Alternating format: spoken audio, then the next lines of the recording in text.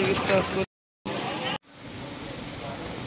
হ্যাঁ, এখন মোটামুটি সবার সহযোগিতায় আমাদের হাসপাতালে সার্জারি পরিষেবা আমরা যতটা পারছি আমরা দিচ্ছি।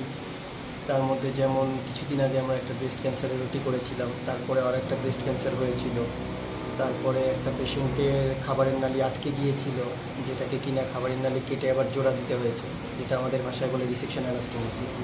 সেগুলো সবই হয়েছে, পেশেন্ট সবাই এখন খুবই সুস্থ।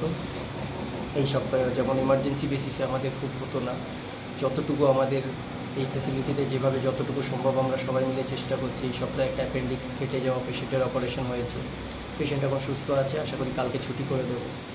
তারপর সরকারি একটা প্রকল্প ছিল যেটা হাইড্রোসিল ক্যাম্প, সেই হাইড্রোসিল ক্যাম্পেও আমরা দুটো ডেটের চেষ্টায় যতজন পেশেন্ট পেয়েছিলাম তার মধ্যে 6 জন মোটামুটি ভর্তি হয়েছিলেন।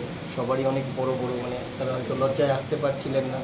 তো এটা বলবো, যদি কারো হাইড্রোসিল থাকে লজ্জা করবেন না, নাহলে পরবর্তীকালে আমরা কালকে অপারেশন করতে গিয়ে দেখতে পেলাম যে কিছু পেশেন্টের ওখানে পুঁজ জমে গেছে, তাদের পুঁজ জমার জন্য পুরো জিনিসটা কেটে বাদ দিতে হয়েছে। সেরকম আশা করি যেন কারোর না হয়। আপনারা সময় থাকতে আসবেন, অবশ্যই এখানে আমরা চিকিৎসা ব্যবস্থা করবো, সবই করে দেবো, সবই বিনামূল্যে, সবই হচ্ছে, সব পেশেন্ট সুস্থ আছে।